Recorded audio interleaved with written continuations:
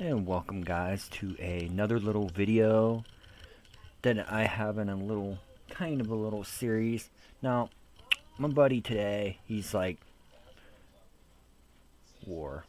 Well, he said my name and everything, but anyway, he asked me, "Man, I've got more than one computer and I've got files that I need to back up and things, but I don't really feel like dragging them over to another hard drive all the time. Is there any way that I can actually back up my files that's really actually good?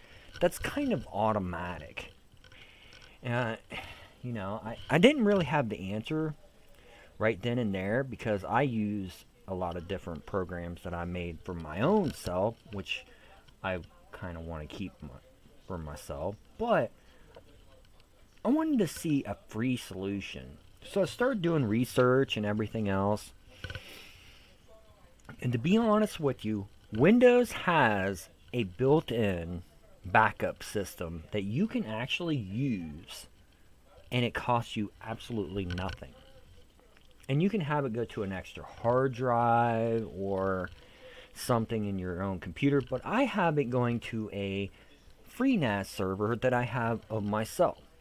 So I have two drives here just in a small NAS for here at the house. One is 300 gig. I think it's like a 500 gig, but for some reason I only get that much, which I don't really care as long as it works. And then I got a smaller one. It's like a 160. And I use this one just for miscellaneous anything. Okay, project files that I'm working on, something that's current, because 160 gig for one single project is pretty big. I mean, I'm not gonna lie. Like when I do my Unity projects or some game development or photos, 160 gig should be plenty, right? And then my long-term storage of things, I can always put it on another drive. It's terabytes or whatever. But this is one of them. This isn't my biggest NAS. I've got another one that's got over 100 gigs or 100 terabytes or so, whatever. But it's projects that I have, and it's in a free NAS. So you have to have your share, and you have to have, I put it in its own separate drive, but you can always like put it all on one drive or whatever. It doesn't matter. But you need the folder structured there.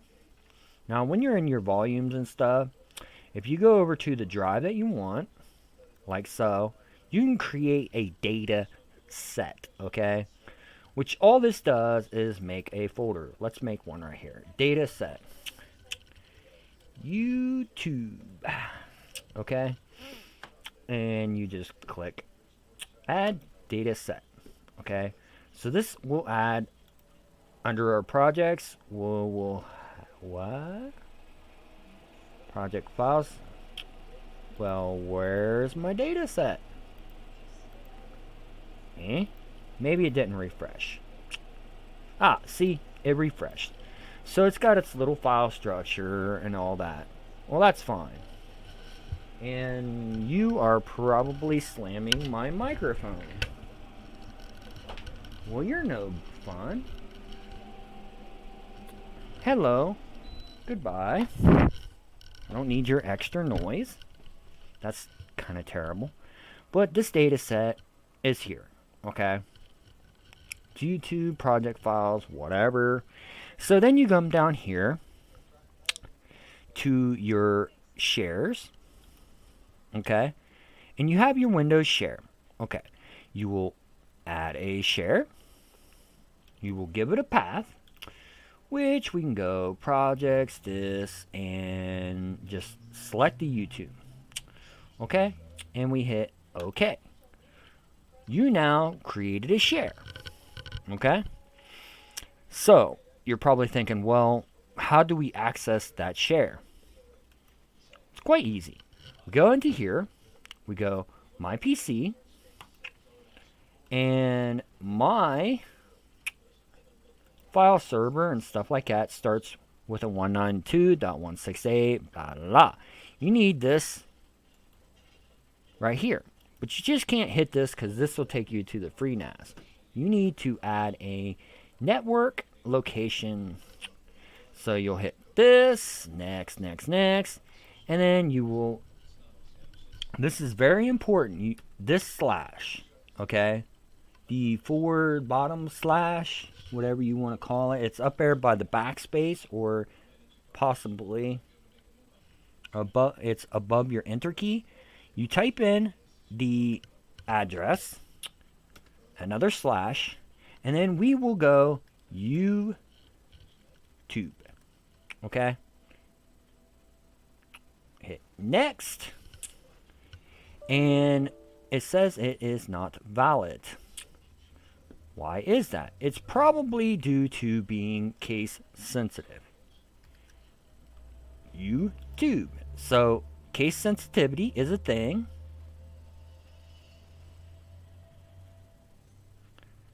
So, there's that. We'll hit next. And it's going to call me a liar. .6/YouTube. That should be there. Hello. Okay. Let's try it again. Sometimes it acts a little weird.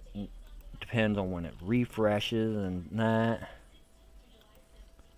YouTube. And boom. Now it works. Okay. You know, sometimes things are a little glitchy depending on when it gets its information sent or received. You know, it's just one of those things. Okay, so now we've got a YouTube thingy. Okay. Now this address, you want to do what I did, copy and paste this in, and go next, add this to the location, YouTube. Alright. So we got a YouTube situation right here. Alright. Now, make sure we pay attention here. We've got it. It's in our network location. And it can always be remembered or any of that other stuff. It doesn't matter. So now the important thing is we go into here, into our control panel. And we go into security, updates, and all that stuff.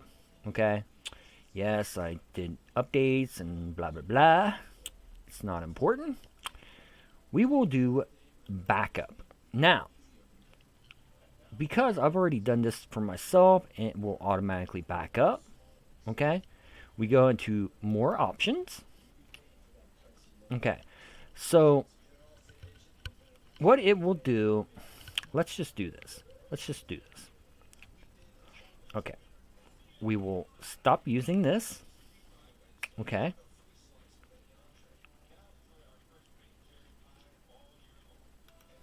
Alright. And let's redo what was there. Add drive. Okay, now it's searching for a drive. No drive. Okay. Advanced options. Advanced settings. Okay, and this is probably pretty much what it'll be when you do it. So we will select a network location. Okay, so we go into our network location and it wants a folder. Okay, so what we do is remember that address. Boom. Okay, we will select this folder. Okay, and this is our network drive now. So it's all set up to do this. And the awesome thing about this is you hit OK, and there it is. Turn on. Yeah, we'll turn it on. And it will start slamming my hard drive and all that good stuff. Yes, file history is on. So now we go into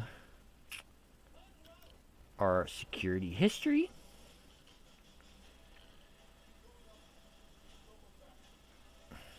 Or wherever that was again. Why is it giving me a different appearance every single time? Okay, back up. Okay, yep. Alright, well, alright, whatever. Like, you ever do that? Like, go into certain settings and stuff, and it gives you a different menu every single time? That's annoying with Windows 10. That's why I use Linux, man. Linux. Because at the end of the day, I want simple. So, it's getting slammed like right now due to its doing desyncing. And this is a slow hard drive and stuff. So, anyway, while it's doing this, it's now backing up my data. So if we go into YouTube, we have data.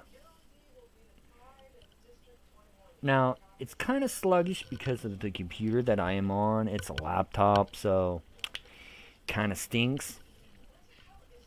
So we got YouTube, my video, and it goes to our little desktop.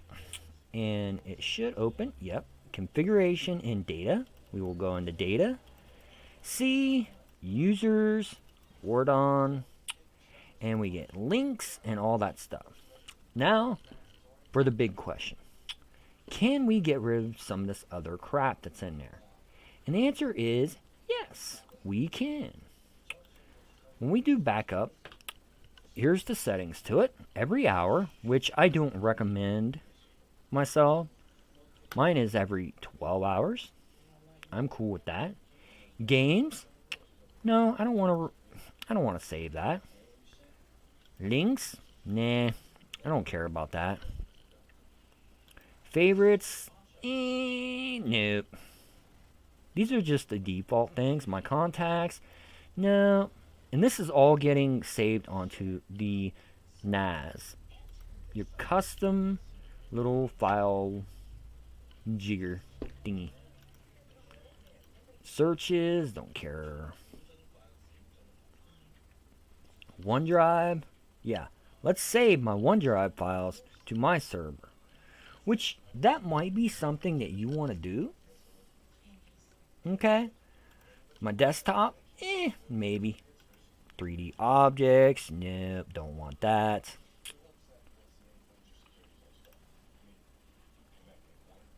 And because of how easy it is and things, we get our file usage. Now, the beauty about FreeNAS and a lot of other, like,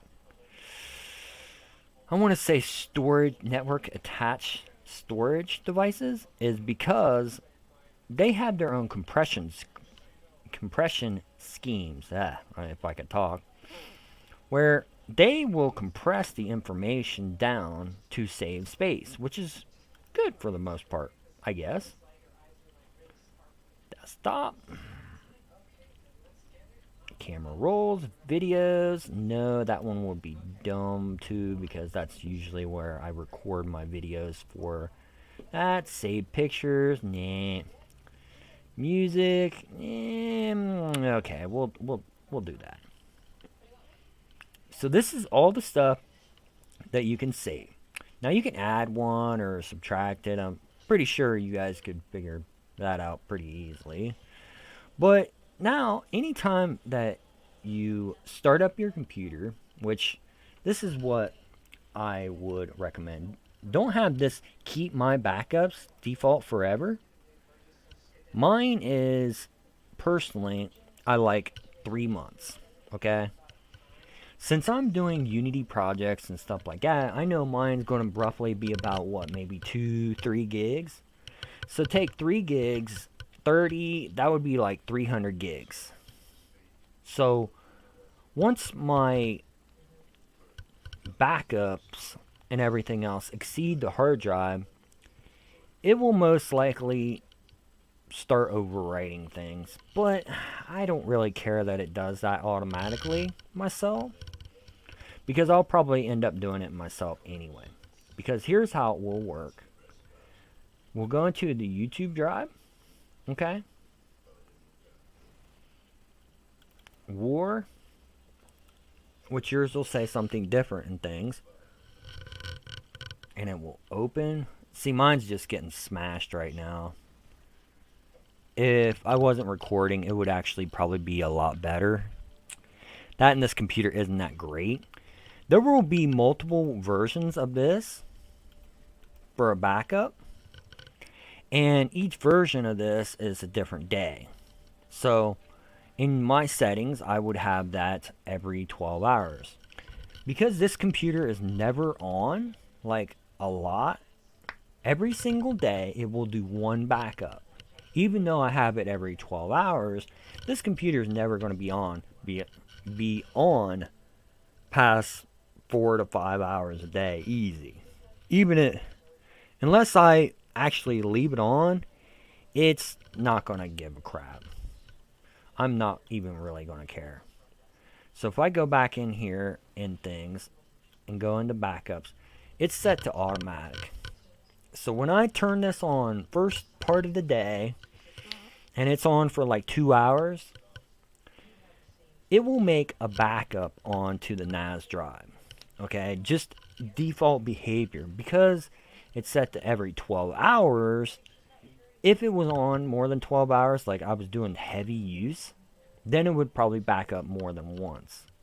But I doubt you're going to be on your computer more than 12 hours a day, unless you're a business or something like that, which, you would have your own solution for this. But me, myself, college student things, this becomes very useful because if I delete something, my backup is going to have it. Now, it's not going to be fully synced or whatever, but that's okay. A lot of times, and God forbid, you delete something that you actually want, you'll go back one day, and you'll be like, oh, well, okay. Well, alright, well, I deleted this. I had it yesterday, so it'll be in my backup drive. Now, if you were a heavy user and you was very, very, very, very cautious about deleting stuff that you're not supposed to, and you don't really care, and you feel like micromanaging, I would put, if you were worried, I would put like it to do this every hour. But the only reason this is being like sluggish, slow like this is because it's doing a backup, for one. Two, I'm recording. And this PC is not super great when it comes to processing power and things, okay? It's not. And I admit it. But backups, you can do one every 10 minutes, every 15 minutes, every hour. So me, 12 hours plenty. But, pick your poison, right? So that's how I would sync my files on a Windows machine, push it over, and have backups. So I don't really have to worry about anything. It's automatic. It's free. The only thing that would actually cost you is your NAS server. Okay, your actual NAS drive that you're going to have. This is a free program. You can, donate to the project or whatever, but you're going to have hardware and stuff. Now, if you have like one of those store-bought ones, same thing, but you have to set it up for a share and things. It's very simple. Everyone has their own poison, but the address that you use in the share and everything is the same. It's pretty much the same setup. You're just pointing to where it should be going. The address that you're pointing to, that we stuck in here, that is where, that's going to be pretty much the same thing. Well, not the same numbers, but you're just pointing it to your NAS and letting your PC automatically update to your NAS drive.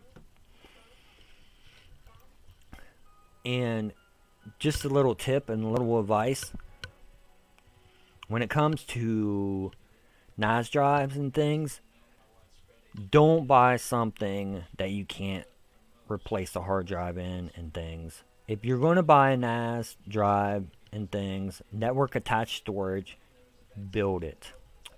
Or have someone build it for you. Don't buy those solutions that you can't replace the hard drive and it's pretty much scrap if the hard drive dies. Because I have had my NAS drive for over a year now. Okay? And I have blown up a couple drives because I heavily use them. I use them. So I blew up a couple. Couple might be my fault because, well, I was writing to it a lot because, hard drives only have so many read and writes. But it might actually been just a junk hard drive too. Now that I think about it. But my real advice to you, make sure that you buy good hard drives and it's fixable. If it is something that you cannot put a new hard drive in for network attached storage, I wouldn't recommend it. I would literally tell you not to have it. Because once that drive is done, because it's soldered onto the board or however they put it in, or it's some USB device, guess what? Once it quits, you can't get that data back, or you lose the cable to it. Or my personal favorite, it's USB, but because of the way they made it, you can't do anything because the controller went out on it. Get you a nice solution. Research it. Do the work for it, because I promise you, if you're like me and you have multiple computers, this solution for you will work like a dream. I have 3 computers now in the house. 2 of them's Linux. One's this. I all the time am working on people's computers, so I need files off of my server so that I could fix their computer, and this works like a dream. For you guys that like to back up stuff that's on your phone, you can use this too. You can push updates and things to your NAS. ISOs, it's beautiful. And if you guys are into it and things, they have plugins.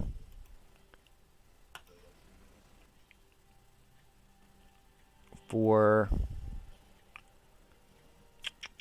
plugins that you can actually install and run a Minecraft server or a Plex media server or a lot of other things. I forget them all, but this thing's working a little bit. It's a little sluggish. Mostly it's probably my computer that's running it. But I think upstairs where it's at, it's actually pretty warm too. So I might get thermal throttling as well. Oh, that's why. It's because my signal is really, really low. That's why. That's actually really, really low signal for me. Yeah. It's signal strength probably messing with it. Plus my CPU is probably tapped out a lot too, so never know. So here is a lot of the plugins that you can do as well. Minecraft web interface to create and manage Minecraft server instances. Nextcloud, Plex. I mean, there's quite a few things here. I mean, I'm not gonna lie. A CPU miner. I don't know how good it would be. Monero. But yeah, there's stuff there. And you can create virtual machines. So I don't know how it works on this one. I don't use it for it, but There is a lot of good things that you can do with a file server like this that you can't do with one of those pre-made like things. But as always, guys, thanks for watching. I hope this little tip and things for setup helps you and you learn something. Now, when it comes to the auto sync stuff on the settings, I did not know that that was there until I went looking for it. So, you know, that's a really cool tip. I'm not gonna lie, I like it. So, peace out, guys. Thanks for watching, and hopefully you guys, you know, enjoy the tip. So, take care, guys, and this is War over and out.